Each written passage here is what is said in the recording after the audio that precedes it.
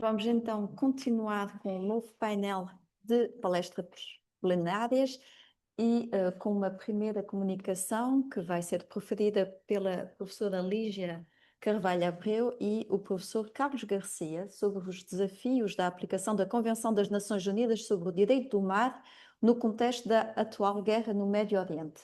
A palavra é sua. Obrigada. Muito obrigada, doutora Cátia. Antes de mais, agradecer o convite à doutora Cátia e ao doutor Fábio Veiga, que me convidaram a estar aqui presente. É um gosto e parabenizá-los pela esta iniciativa. Agradecer também ao doutor Carlos por partilhar comigo esta palestra e também cumprimentar o senhor doutor Mohamed Kinrour, que é um prazer também tê-lo aqui neste painel e cumprimentar todas as pessoas que estão presentes na conferência. Pois o nosso tema é sobre a aplicação da Convenção das Nações Unidas sobre o Direito do Mar no atual conflito do Médio Oriente, em especial nas questões relacionadas com o que se passa no momento no Estreito de Hormuz e atualmente com esta ideia do Irão também estender a sua influência ao Estreito de Bab el-Mandeb. Bom, eu começaria por relembrar que a Convenção das Nações Unidas sobre o Direito Internacional do Mar é uma convenção que regula a organização dos espaços marítimos e que consagra algum dos princípios mais importantes da organização marítima e que se impõem mesmo nos casos em que existem conflitos armados e eles são legítimos pelas exceções ao uso da força, nomeadamente o princípio do uso pacífico dos oceanos e dos mares, o princípio da passagem inofensiva dos navios no mar territorial, o princípio da passagem em trânsito dos navios de uma parte do alto mar ou de uma zona económica exclusiva para outra parte do alto mar ou zona económica exclusiva, ou o princípio da imunidade jurisdicional dos navios de guerra. Para não estar a falar sobre todas estas questões, vamos diretos ao ponto daquilo que se está a passar no Médio Oriente, nomeadamente na questão do Estreito de Hormuz. E relembrar o princípio fundamental que é o uso pacífico dos oceanos e dos mares. Normalmente a jurisprudência e a doutrina considera que este princípio é definido pela proibição de não causar poluição, de não utilizar meios para ou plataformas para lançar armas nucleares ou experiências nucleares. E também se pode incluir no âmbito deste princípio a não utilização de minas. No entanto, no âmbito do direito internacional, ao longo da história da humanidade e da história dos conflitos armados e até em tempos de paz, se permitiu a utilização, ou se permite a utilização de minas. Mas essa utilização de minas tem regras. Por exemplo, no Estreito de Hormuz, o Irão colocou minas no Estreito de Hormuz. Essa colocação de minas tem que obedecer a um conjunto de regras, nomeadamente a notificação dos utilizadores do Estreito de Hormuz.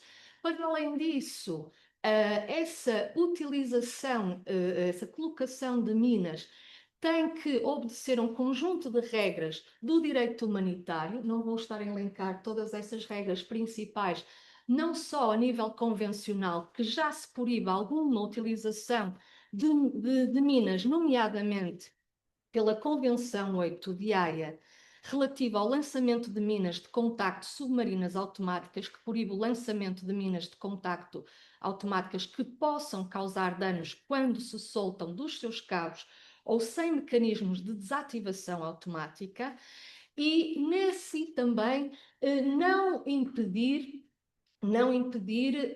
pode-se utilizar as minas, mas que não impeça a navegação. Isso resulta também de um princípio que faz parte do direito consuetudinário geral. Aliás, ia referir que estes princípios que elenquei no início são princípios que são obrigatórios e vinculativos não só porque estão presentes numa convenção internacional amplamente ratificada pelos Estados, mas porque fazem parte do costume internacional geral e que se impõem obrigatoriamente aos Estados, independentemente da sua vontade. Ora, em relação à questão das minas, isso faz-me lembrar também um acórdão do Tribunal Internacional de Justiça, muito conhecido, do Estreito de Corfu, que opôs o Reino Unido contra a Albânia em 1947 e 49, em que o caso tinha a ver com a Albânia colocar minas para impedir a navegação dos navios de guerra britânicos no Estreito de Corfu, e o tribunal, nessa altura, esta jurisprudência tem sido constantemente citada a vários níveis, não só para justificar o direito de passagem ofensiva, mas também outro princípio que é o não causar danos no território ou no Estado, ou no território de Estados estrangeiros, por exemplo. E diz assim o tribunal, dada a perigosidade das minas para a navegação, a Albânia tinha a obrigação costumeira de notificar os utilizadores do Estreito de Corfu. Esta obrigação resulta de considerações básicas de humanidade, ainda mais exigíveis em tempos de paz do que em tempos de guerra, no princípio da liberdade das comunicações marítimas, na obrigação do Estado não autorizar conscientemente que o seu território seja utilizado para a prática de atos contrários aos direitos dos outros Estados. E depois podemos invocar também, no contexto desta problemática associada também ao princípio do uso pacífico dos oceanos, um princípio que não precisa também de estar na Convenção das Nações Unidas sobre o Direito do Mar, que é o princípio da proporcionalidade. Ou seja, se o uso das minas mesmo que seja, não, obviamente, ele vai, de certa forma, condicionar a navegação. E desta forma também não é uma utilização não só pacífica, mas também proporcional. A outra questão que se coloca tem a ver com a dificuldade, o dificultar da navegação por outros motivos, nomeadamente com os bloqueios dos portos que incidem sobre a navegação, que até transporta bens essenciais para a humanidade, e nesse âmbito também o bloqueio da navegação nos portos viola o direito consuetudinário, uma norma do costume internacional geral. Para além disso, o Irão tem o controle maioritário, é um dos Estados ribeirinhos com o controle maioritário do Estreito de Hormuz.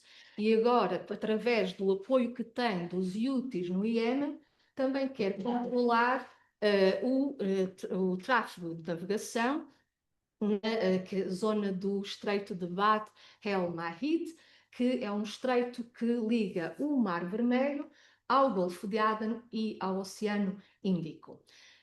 E quer controlar, ou melhor, ele controla já, até porque existem várias ilhas no Estreito de Hormuz também, que são ilhas controladas pelo Irão, mas existem outros estados ribeirinhos, no caso do Estreito de Hormuz e também no outro estreito, no caso do Estreito de Hormuz com Oman e com os Emirados Árabes Unidos, e a questão que se coloca é o seguinte: o Irão entende que é legítimo aplicar, cobrar aos navios que passam no Estreito de Hormuz, para já no Estreito de Hormuz, uma quantia, tornando a navegação muito mais onerosa e, obviamente, os produtos que chegam depois às pessoas, isto numa cadeia transporte até ao final do consumidor, transporte da matéria-prima até ao produto final do consumidor, muito mais onerosos e também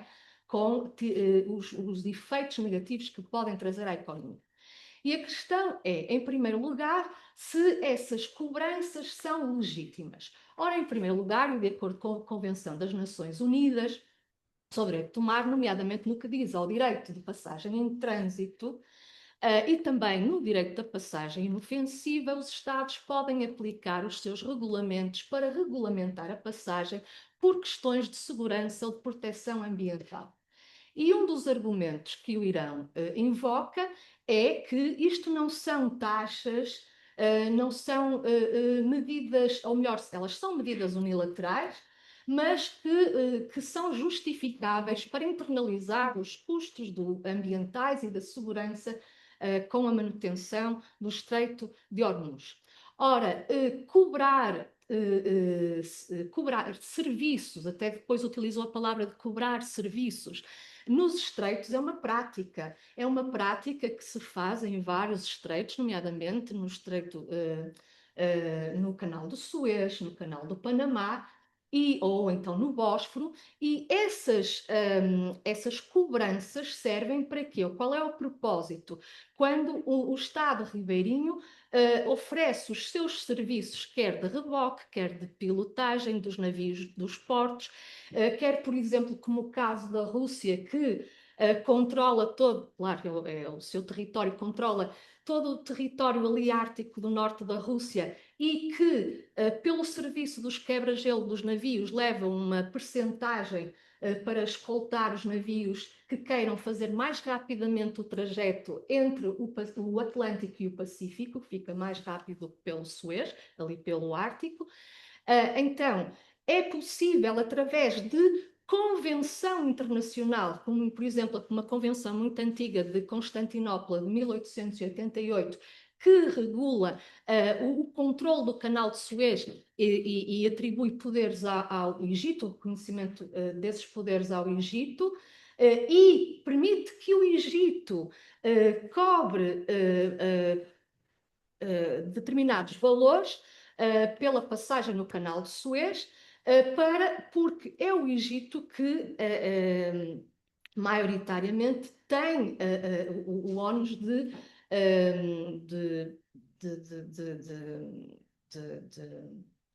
proteger o canal de Suez e de tornar que este se torne viável para a navegação, ou seja, de adotar todas as medidas para tornar a navegação possível, ou seja, isso tem custos. E essa Convenção de Constantinopla foi, na altura, negociada e ratificada pelas potências, não só pelo Egito, não foi um ato unilateral. Aqui os atos unilaterais também são fontes de direito e podem ser, e têm uma força vinculativa, mas são mais difíceis de ser aceitos muitas vezes pelos Estados. Também depende do poder que o Estado que pratica o ato unilateral tem na cena internacional. Mas voltando atrás, uma convenção internacional que, ratificada pelas várias potências na altura, a Turquia, a Alemanha, a Grã-Bretanha, a França, etc., a Áustria-Hungria, que reconheceram esses poderes. No caso da Turquia, a Convenção de Montreux, de 1936, que atribuiu poderes à Turquia para cobrar pelos serviços de auxílio à navegação, mas nenhum deles pode bloquear a navegação, nem através de convenções, nem através de legislação interna, de regulamentação, legislação interna. Ora, atualmente o Irão não goza ali muito de amigos, de amizades no Médio Oriente, pelas circunstâncias de estratégia de guerra, de afetar não só os inimigos antigos, Estados Unidos e Israel, mas todo um conjunto de Estados. Isso é outra questão, mas há no contexto do Estreito de Hormuz, há uma espécie, um Estado que está mais aberto a que se negociem as tais cobranças no Estreito de Hormuz, que é o Estado de Omã. Mas mesmo que o Estado de Omã decida celebrar um tratado bilateral com o Irão, esse tratado bilateral não vai afastar o costume internacional geral. Provavelmente provavelmente os países que se opõem, nomeadamente os Estados Unidos e outros países, e não só, a maior parte da comunidade internacional que se opõe a que a navegação no Estreito de Hormuz fique mais onerosa, não vão aceitar. Não vão aceitar. Bom, vou dar a palavra aqui ao Dr. Carlos Garcia para continuar o meu raciocínio e estarei ao dispor para qualquer esclarecimento. Aproveito para cumprimentar a todos e a todos, em especial a comissão organizadora do evento, também da professora doutora Lígia Abreu, que me convidou para partilhar este momento de partilha. Portanto, conforme a doutora já fez a explanação sobre os desafios de aplicação da Convenção das Nações Unidas sobre o Direito Global, no contexto da realidade atual da guerra do Médio Oriente, convém dar sequência no sentido de responder ou tentar responder algumas questões que foram levantadas aqui pela doutora. Portanto, o Estreito de Hormuz ressurgiu como o foco central da preocupação estratégia global e em meio à guerra dos Estados Unidos e Israel contra o Irão. E, subsequentemente, a retaliação iraniana em todo o Golfo. E disso, na sequência, implica as autoridades iranianas implementaram novas medidas de segurança e de controlo devido à guerra no Médio Oriente. Portanto, essas medidas e controlos incluem os sistemas de autorização, e também pagamento de taxas de tráfego e, para além disso, também de um controlo das orientações restritas aos navios que necessitam de navegar nessa região, conforme a professora aqui disse. Portanto, essa retaliação, portanto, o Irão, com os seus interesses também históricos, tente pelo menos ganhar terreno, assim, entre aspas, pelo menos na região. Portanto, a questão aqui que a doutora levantou sobre a compatibilidade dos regimes, tendo em conta a passagem em trânsito, também a passagem inofensiva, portanto, aqui levanta a questão, portanto, dessa compatibilidade. Ora, de tudo, para dizer que esta questão, na verdade, toca o coração de uma das maiores disputas do direito marítimo, do direito do mar e também do direito internacional público. E, portanto, na verdade, não há uma compatibilidade harmoniosa, entre a passagem em trânsito e também a passagem inofensiva. E para nós entendermos melhor sobre esta situação, de todo é necessário entender pelo menos como está a subdivisão ou a divisão geopolítica legal convencional do Estreito de Hormuz. Portanto, aqui podemos levar o cenário geográfico e também a esquema de separação do tráfego no Estreito. Portanto, o Estreito tem uma dimensão, tem a largura de 21 milhas náuticas, em que esses pontos extremos ligam Oman, conforme a professora doutora Lígia frisou aqui, e também Ira. E tendo em conta os espaços marítimos que estão consagrados na Convenção e, concretamente, para o mar territorial, a dimensão é de 12 milhas marítimas do mar territorial de cada um desses estados. Portanto, somando esses 12 milhas marítimas cada, portanto, ultrapassa o estreito de Hormuz, que é 21 milhas marítimas. Portanto, não há nenhum espaço livre que sirva de corredor para o tráfico nesse estreito que não passa para o mar territorial de Irão e também mar territorial de Oman.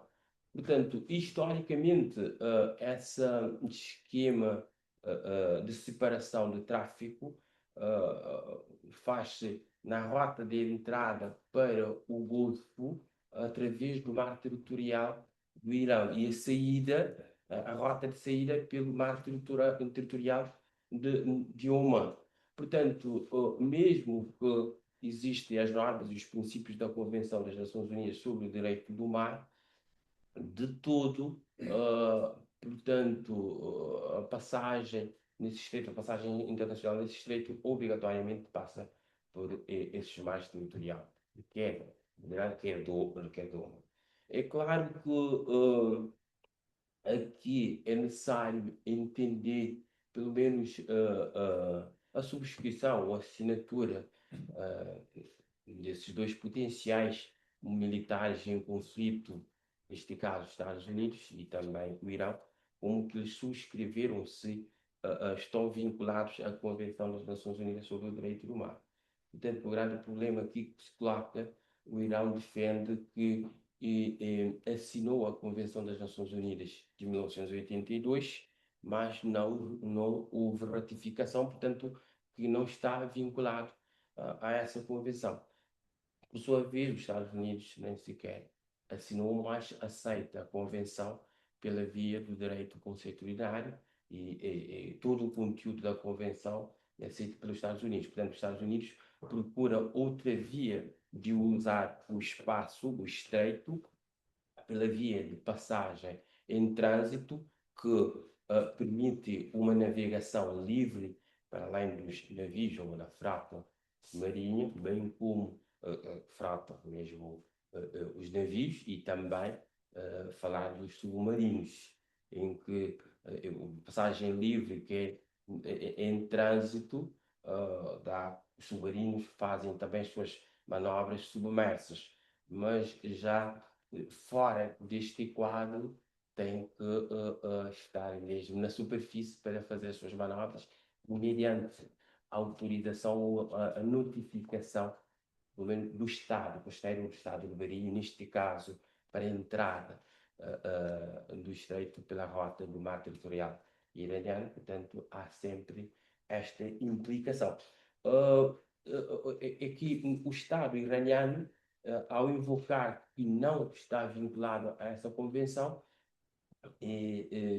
para demonstrar que está vinculado à convenção anterior, a Convenção de Genebra de 1958, e para reivindicar os direitos que estão ligados aos princípios que a doutora já disse, da passagem inofensiva, portanto, para implementar essas medidas, porque a passagem inofensiva, pelo menos para as embarcações, as frotas são de guerra, podem pôr em causa a paz, a segurança territorial, tendo em conta que a rota de entrada para o Golfo é no mar territorial de Irã. Irã invoca que os navios, pelo menos nos Estados Unidos, nos aliados ocidentais, colocam a segurança do territorial e a ameaça à paz, e também invoca a situação da conservação, da proteção ambiental.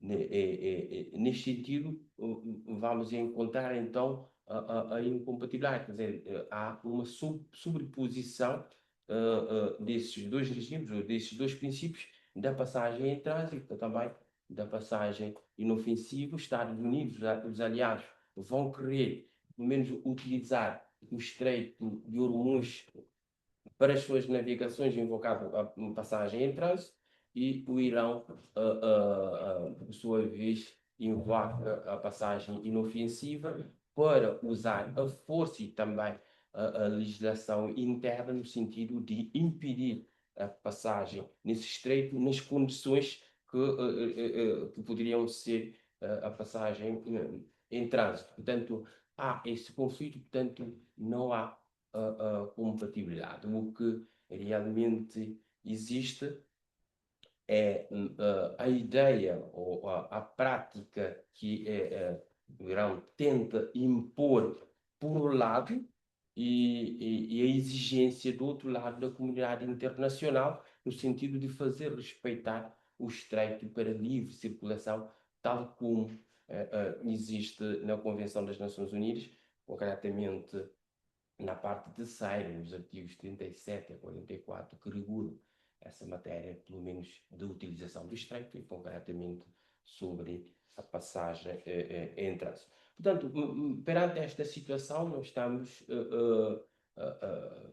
a ver dos princípios, das teses longínquo, desde mare clausum, de mare liberum, portanto, voltarmos quase a essa realidade, a implementação dessas medidas por parte do Irão, ou é a tese de mare clausum, quer dizer, colocam as cláusulas da navegação não só para a frota naval americana, mas também pelos navios mercantes. Portanto, há situações, pelo menos, da colisão fictícia entre outros aspectos, no sentido de monitorizar essas embarcações e também implementar essas medidas, outras medidas, neste caso, o pagamento de taxas para navegação no estreito. Basicamente, era isso para complementar aquilo que a professora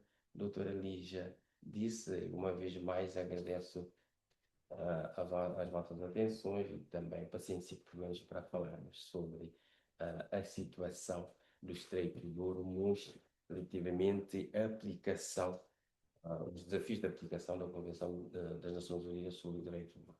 Uma vez mais, meus agradecimentos.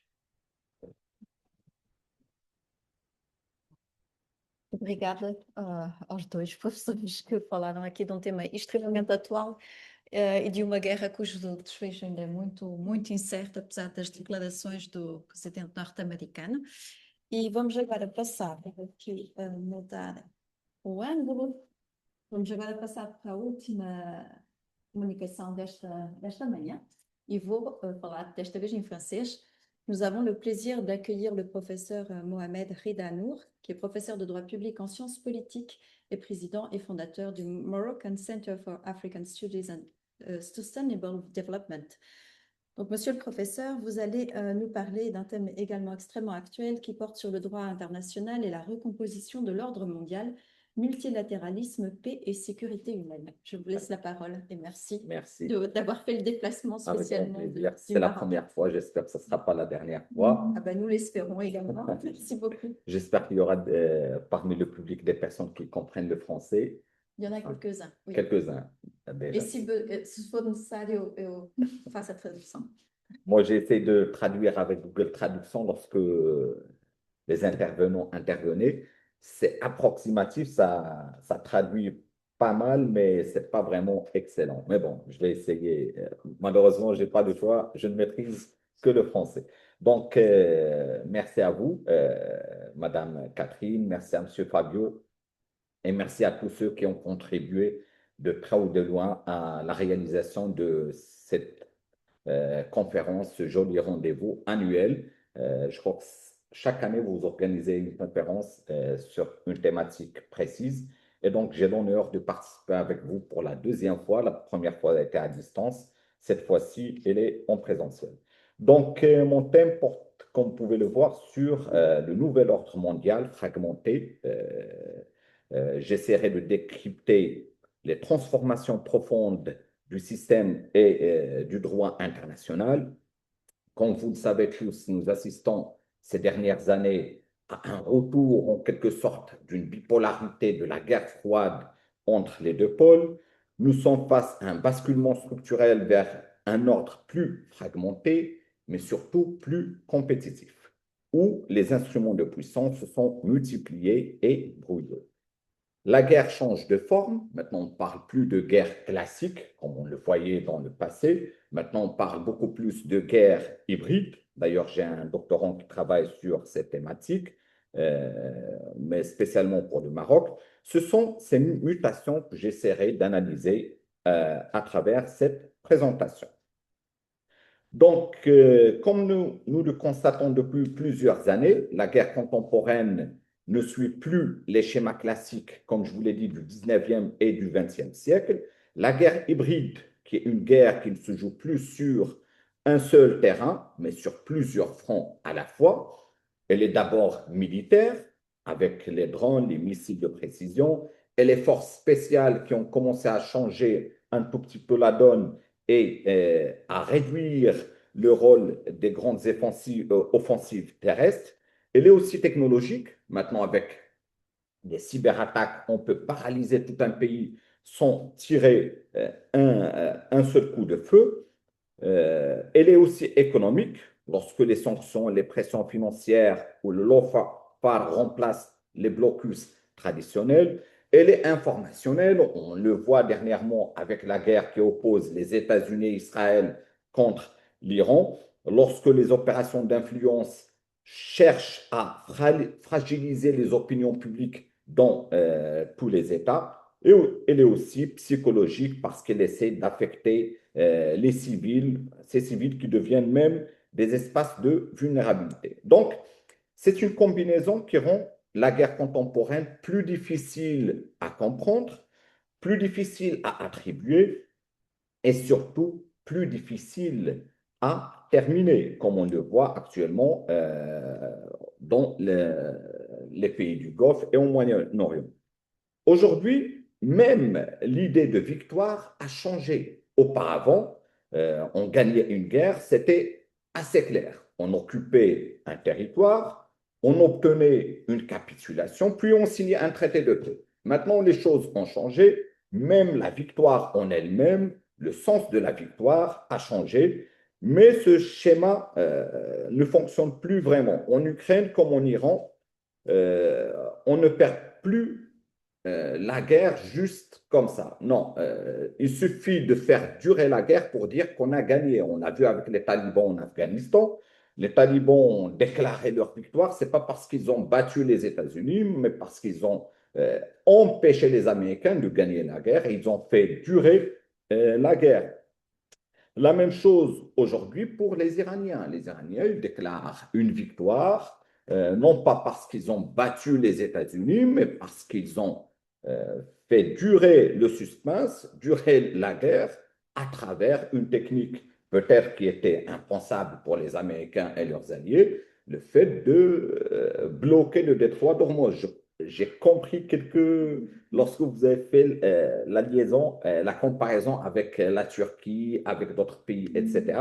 J'ai trouvé ça très intéressant. Malheureusement, je n'ai pas tout compris. Donc, j'aurais aimé, enfin, j'aimerais bien avoir votre article une fois qu'il est publié pour le lire, parce que c'était très intéressant. Donc, autrement dit, la victoire contemporaine n'est plus forcément spectaculaire et totale. Elle peut consister à résister, à durer, à préserver sa souveraineté ou à empêcher l'adversaire d'atteindre ses objectifs, comme on le voit actuellement avec l'Iran. C'est pourquoi on dit que ces conflits s'enlisent. Les conflits s'enlisent, aucun acteur ne parvient à imposer une victoire complète, mais en même temps, aucun ne peut accepter une défaite complète. Donc, ça va dans les deux sens. Donc, là, la victoire ne se mesure plus avec le facteur purement militaire. Ici, je voudrais revenir, comme vous pouvez le voir sur la slide, sur une grande illusion de l'après-guerre froide. L'idée que le commerce, l'interdépendance et la démocratie allaient rendre les guerres entre puissances obsolètes. C'est ce qu'on voulait, c'est ce qu'on essaye de nous vendre. Mais après 91, cette vision s'est largement imposée. Fukuyama parlait de la fin de l'histoire et beaucoup pensaient que la mondialisation allait pacifier le monde. Mais les faits ont montré autre chose, ont montré tout à fait le contraire. L'interdépendance n'a pas supprimé la rivalité. Elle est même devenue un outil de pression.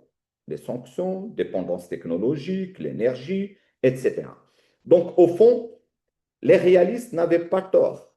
Dans un système international concurrentiel, la puissance reste une variable centrale. Les institutions et le droit, que ce soit l'OMC, que ce soit l'ONU, que ce soit les institutions de Bretton Woods, comptent, mais pas au point d'affecter les rapports de puissance entre les grandes puissances. Elles sont là, elles essaient, elles génèrent des normes, etc. On ne peut pas dire qu'ils ont disparu, c'est pas... mais le rôle s'est transformé. C'est toute la problématique qui se pose actuellement concernant les institutions internationales. Donc, aujourd'hui, il faut reconnaître une chose, c'est que l'architecture actuelle des organisations internationales a été construite pour un autre monde, celui de l'après-guerre de 1945, où on essayait par tous les moyens, à travers les organisations internationales qu'on a créées à l'époque, de replonger dans une troisième guerre mondiale. L'objectif était d'éviter la guerre et d'organiser une stabilité collective. Sauf que aujourd'hui, ces institutions font face à une triple crise, comme je l'ai noté ici. D'abord, les vétos qui paralysent le Conseil de sécurité. Ensuite, il y a une crise de légitimité parce que presque plus personne, surtout les puissances émergentes, n'ont confiance en un système qui favorise beaucoup plus le fort au détriment des faibles, donc qui favorise beaucoup plus les pays occidentaux. Et enfin, même la confiance entre les pays qui détiennent le droit de veto n'existe plus. Donc, non seulement les pays faibles n'ont plus confiance, mais même entre les pays qui détiennent le droit de veto, il n'y a plus de confiance, il n'y a plus d'harmonie dans les politiques étrangères. C'est cette évolution qui explique ce qu'on appelle le retour à des guerres d'usure, comme je l'ai dit au début. Donc, les guerres ne se gagnent plus en quelques semaines par une opération éclair, non. Il se joue désormais dans la durée sur trois niveaux, comme je l'ai dit tout à l'heure, sur le niveau militaire, mais aussi économique. Il faut absorber les sanctions, soutenir l'effort. On l'a vu maintenant avec la Russie de Poutine, où plusieurs disaient que après quelques mois, l'économie russe allait se mettre à genoux. Ce n'est pas le cas. Donc, il s'était bien préparé pour cette guerre. Enfin, le niveau sociétal. Il faut maintenir une certaine cohésion nationale malgré les pertes, les difficultés économiques, etc. Et c'est ici que l'on arrive à une autre transformation majeure, qui est les populations civiles qui ne sont plus, qui ne sont plus seulement touchées par la guerre, ils deviennent souvent un enjeu central, surtout lorsque les conflits visent les villes, les infrastructures, etc. Donc, on ne vise plus que les bases militaires, etc., mais les infrastructures, les énergies. On le voit maintenant avec le Koweït, avec les Émirats arabes unis, etc. Donc, les conflits contemporains effacent progressivement la frontière entre combattants et civils. Mais alors, comment ces cibles sont atteintes? C'est ça ce qui m'intéresse aussi. Ce qu'il faudrait savoir, c'est que les grandes puissances ont développé une logique systémique, ce qu'on appelle l'évitement de la confrontation directe. Donc, ils commencent à opérer par un certain comment dirais-je, sous-traitance de la guerre, comme on le voit maintenant, l'OTAN qui finance l'Ukraine contre la Russie, mais vous ne verrez pas une confrontation directe entre les États-Unis et la Russie. La même chose avec l'Iran qui combat Israël, mais à travers Hezbollah, à travers plusieurs proxys qu'il a dans la région. Donc, ce n'est plus une guerre frontale entre les grandes puissances. Ce sont des guerres, ce qu'on appelle un spectre gris entre paix et guerre ouverte. Les grandes puissances ne rentrent plus dans des guerres purement directes. Et là, une autre question, non moins importante, se pose, quelle est la place du Sud? Quelle est la place des pays sous-développés, ou bien ce qu'on appelle les pays émergents, ou bien en développement? Ce qu'il faudrait savoir, c'est que cette fragmentation du système international a transformé en quelque sorte le Sud. Vous vous rappelez, en 2022, lors du vote à l'Assemblée générale de la résolution contre la Russie, etc., plusieurs pays se sont abstenus, y compris le Maroc. Il y avait la Chine, il y avait l'Afrique du Sud, l'Inde, etc. Ils suivent ce qu'on appelle une politique de couverture. Ils gardent des relations avec les États-Unis, mais tout en gardant en parallèle des relations avec la Russie, avec la Chine, etc. C'est ce que on appelle la politique de couverture. D'ailleurs, c'est une stratégie qui est bien illustrée par ce qu'on appelle le BRICS Plus actuellement, avec la création de leur propre banque, etc., etc. Et même la Chine qui a créé maintenant l'équivalent du SWIFT, le mode de paiement américain, il a créé son propre mode de paiement. Donc, cette fragmentation ou cette dynamique du système international n'est pas une menace pour les pays du Sud, mais plutôt une opportunité. Donc, c'est ce qu'on constate avec cette mutation du droit international. Le droit qui est devenu maintenant un instrument stratégique, comme je l'ai noté ici, il n'est plus un cadre de régulation. La Russie, vous vous rappelez, l'a mobilisé pour tenter de justifier son intervention en Ukraine par ce qu'on appelle la légitime défense ou bien même la légitime défense préventive, dont les champions du monde restent toujours Israël et les États-Unis. Donc, on utilise le droit international pour justifier quelques opérations qui peuvent parfois paraître illégales. La même chose, au nom de la responsabilité ou bien le devoir d'intervenir, on a colonisé en quelque sorte la Libye. Le droit a été utilisé aussi par l'Afrique du Sud pour déposer plainte contre Israël au sein de la CIJ et ainsi déplacer le conflit sur le volet ou bien sur le terrain judiciaire. Donc ça, dans tout cela, le droit sert à à légitimer, à contester, à sanctionner ou bien à isoler l'adversaire. Ça, c'est l'offre, c'est-à-dire faire du droit un champ de bataille géopolitique, une chose qu'on ne voyait pas jusqu'à maintenant. Donc, nous ne sommes plus dans la guerre froide, ni dans un moment unipolaire américain comme certains le disent. Nous entrons dans un ordre fragmenté et multipolaire, plusieurs pôles de puissance, plusieurs alliances qui sont plus souples. Je vous ai parlé des pays du Sud qui ont plusieurs alliances, c'est ce que moi je l'avais lu dans le domaine économique. On parle de la compétition, coopération et compétition. Compétition, c'est un terme qui a été inventé par Raymond Norda, qui était le PDG de Novell, et qu'on a transposé dans le domaine des relations internationales. Il y a la coopération, mais en même temps la compétition. C'est ce qu'on appelle maintenant la compétition. Donc, les États peuvent coopérer sur le climat, la santé, l'économie, tout en s'affrontant sur la sécurité, sur l'intelligence artificielle. Maintenant, la grande guerre qui oppose les Américains aux Chinois en matière d'intelligence artificielle. L'année dernière, j'avais publié un ouvrage que j'ai intitulé La géopolitique de l'intelligence artificielle, où j'ai essayé de décortiquer cette guerre qui oppose les Américains aux Chinois et quel est son impact sur le continent africain, ce que j'ai appelé le cybercolonialisme. Donc, c'est une nouvelle forme de colonialisme qui est opérée par les grandes puissances avec leurs bras technologiques, les GAFAM aux États-Unis et les BATX en Chine, et qui permettent de s'installer en Afrique d'une manière, enfin, je ne peux pas raconter tout l'ouvrage, si quelqu'un est intéressé, je peux lui envoyer même une copie électronique. Donc, c'est ce qui rend l'ordre actuel moins lisible, moins stable, et nécessairement plus dangereux à court terme.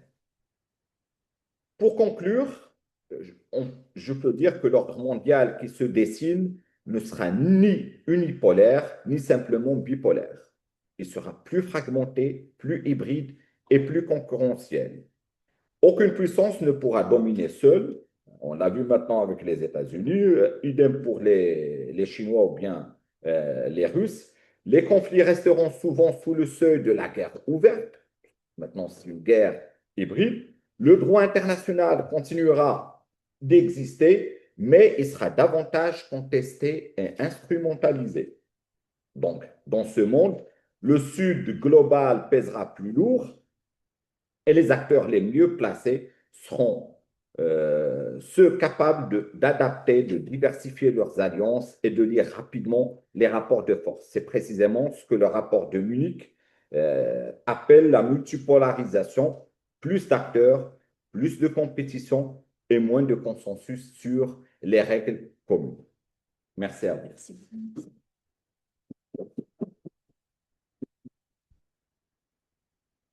Merci beaucoup pour cette très belle présentation. Merci à vous. On démontre que le monde va être de plus en plus complexe. Exactement, malheureusement.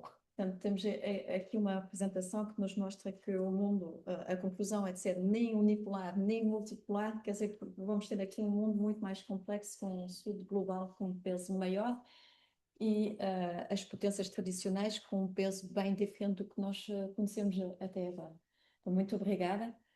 Não sei se online ou presencialmente haverá algumas perguntas a colocar aos nossos panelistas desta sessão. Sim?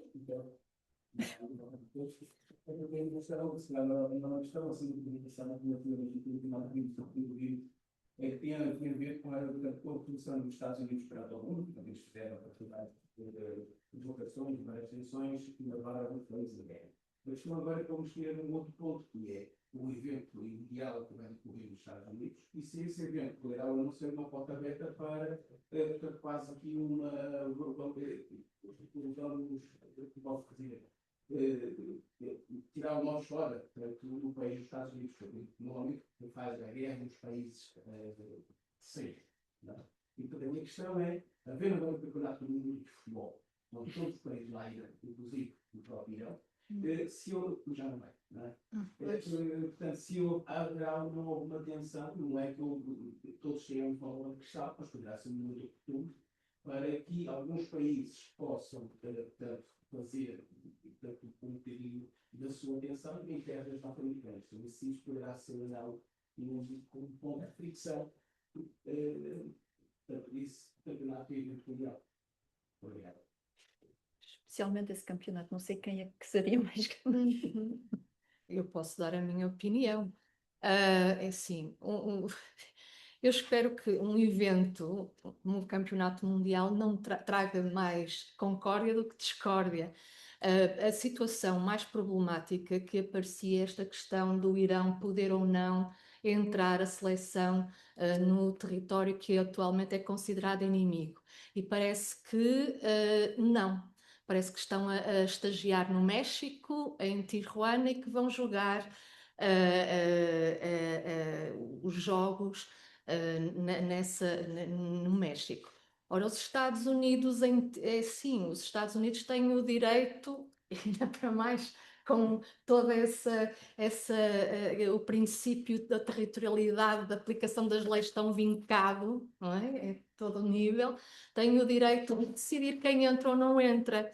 E não há nenhuma norma a nível internacional, a não ser, ou melhor, até há, no sentido de promover a paz e que são valores da humanidade, mas que possa impedir os Estados Unidos ou a não deixar entrar o Irão. Tudo depende da vontade do governo.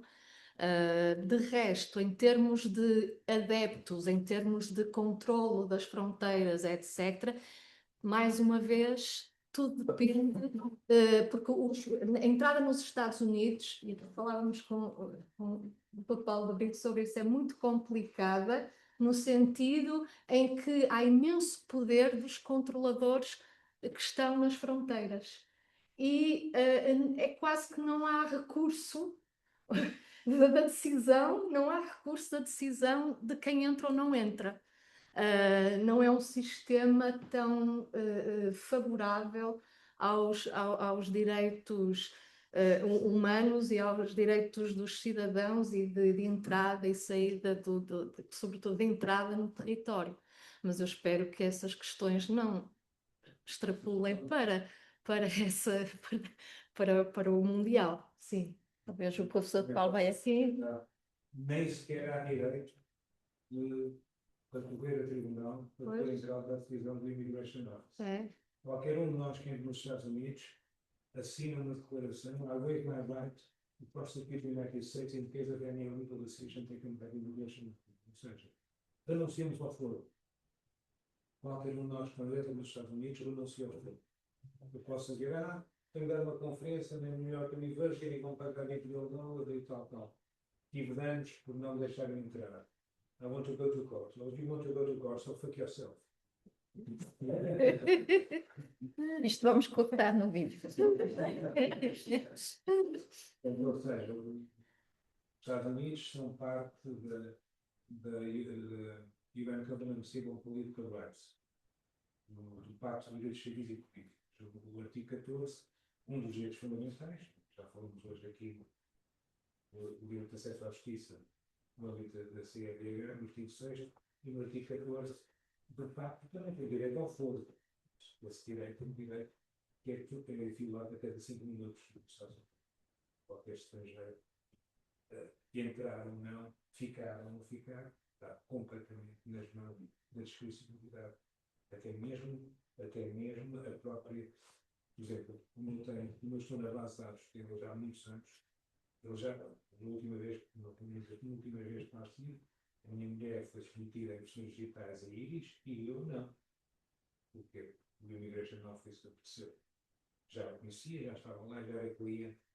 E, portanto, ela perguntou-me se eu conhecia alguém no Department of State. Não. O funcionário estava a pensar às 11 da noite. E não esteve para se chatear comigo. Já estava, entrou lá, viu quem eu era, quantas vezes tinha estado, quantas vezes é que estavam as minhas impressões digitais e a minha íris na base de dados, entendeu que não valia a pena. A minha mulher era a primeira vez, pois lá. Ou teve que seguir por cima. Já está. A discricionariedade é grande.